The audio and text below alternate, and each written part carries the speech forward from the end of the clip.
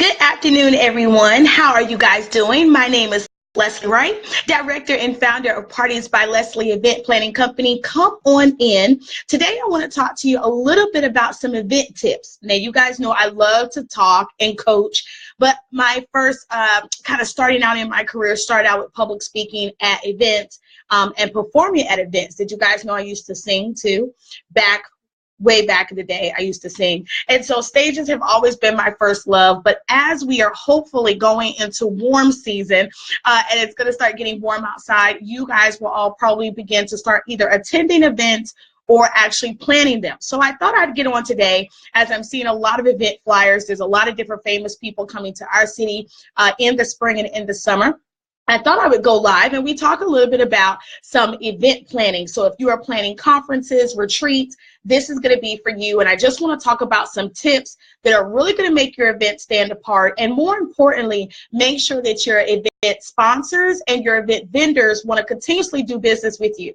You know, our running joke with Parties by Leslie is that it's so hard to get into our events. Number one, because we launch a whole year ahead of time. So good luck with that. You know, if you're contacting me the same year, it's really hard to get in.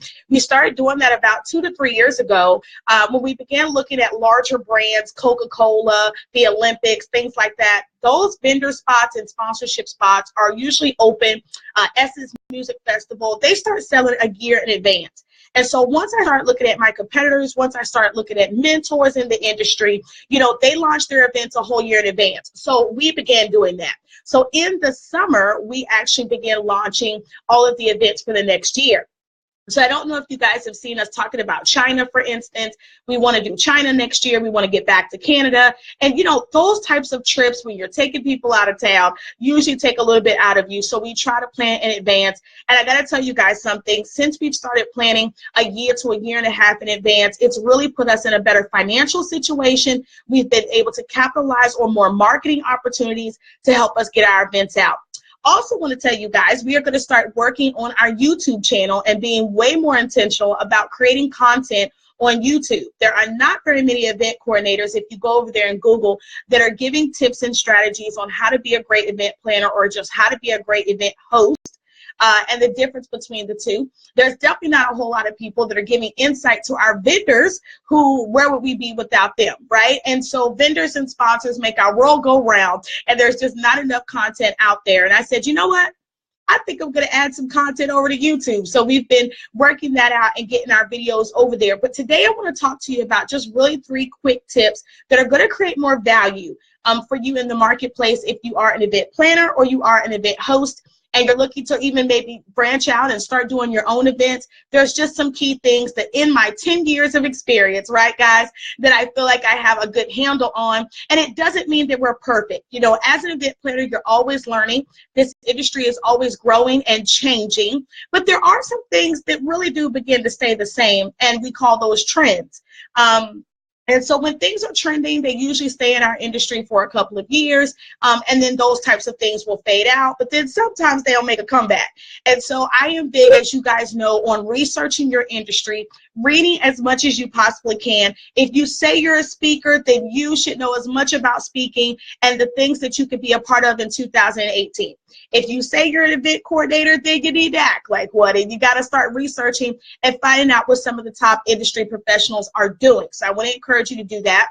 I love the magazine Event Marketer. If you guys are not familiar with it, some of the top leading sponsorships and how to get sponsorships are mentioned in this magazine. It is like the Bible to us event coordinators. They're always looking for unique and creative ways to bring in new funding and to bring in new people. So again, I'm Leslie Wright, Director and Founder of Parties by Leslie Event Planning Company. What's going on?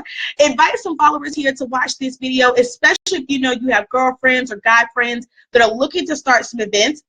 We will also be starting more videos and more tutorials on YouTube, so I'm excited about that. We're going to have a big YouTube summer. It's going to be all about YouTube in our community, which I'll talk to you a little bit about. But let's get into the 3 tips. So I believe that there's 3 key things that you want to make sure you're doing in 2018 if you didn't get around to doing it in previous years that are going to make you stand out. And most importantly, you're going to have vendors and venues wanting to flock and do business with you over anybody else in your area. So number 1, the first one I would have to say would be, it's so hard. But I would say number one would probably be the venue relationship. Write this down. What is my relationship with the venue owner?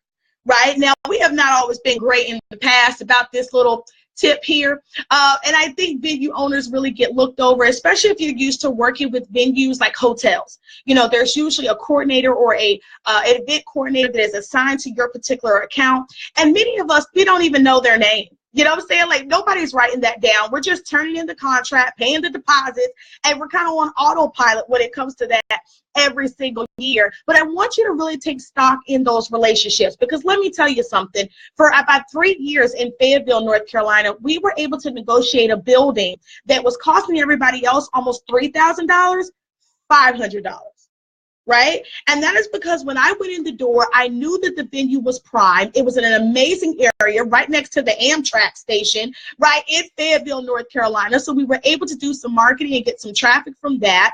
People were able to come in off the train. You know, it was just a brilliant place to be. And what I did is I really went in and I started to build a relationship with the venue manager. And we loved her until she retired from that position.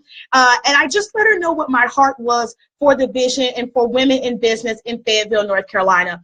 And I told her, you know, I would love to have this event annually, but I don't want to change venues. I much rather give my money to you guys every year, because I see the value in what you're doing, and I see the value in your location and in your venue. I took stock in getting to know Sharon. I asked questions. I sat down. We laughed and joked about family and the crazy things in the industry that people tend to expect. You know, this was primarily a wedding venue that I then turned into a business expo. Before I came along, they weren't hosting business expos there. And so these are things that you don't get a chance to find out about unless you ask and unless you build a relationship. So stop booking all of these venues all over the place. You don't know who's taking care of your contract, who's taking care of you. You don't know who the go-to person is the day of your event. Really slow down this year and take advantage of building relationships with the venue managers. Let me tell you some also great blessings that begin to happen with that. When you build a relationship with venue managers, they want to do a little bit more for you. Right? We've gotten free ice and water and trays and hotel stays. We've gotten all sorts of wonderful things because we take the time to build relationships. We've been able to leave our cards and our information behind, to have it at the front door as brides are coming in, right? And as other types of clientele are coming in. We have a venue that prefers to refer us, right, as an event coordinator for their venue. So it's a blessing when you build a relationship with the venue managers. Even if you say, Leslie, I don't know that we're ever going to book this venue again. Let me tell you something. I've had venue managers and hotel staff like come into my event and shop with my vendors. It's all about the relationship, and it's all about the aura that you put out. If you're just joining us today, what's going on? Happy Tuesday to you guys. I hope that you're doing well. This summer, we're going to do more and more tutorial videos, more tips and strategies on just how to be a great business person. Amen. And we're going to be loading those on YouTube and building our subscriptions and our followers. So take an opportunity. I think I changed it into a Bitly link today. Will you go over to my YouTube channel and subscribe? Let me see if I can get it for you guys. If not, I'll put it back in the header when we get off of here. But we are we're being really, really intentional on, let me see if I can get it for you guys. We're being really, really intentional on running traffic to our YouTube channel and just being more strategic about giving tips and strategies and just insight to the marketplace. At being 10 years old, I think it's really, really important that every now and then that your Facebook lives and when you go live and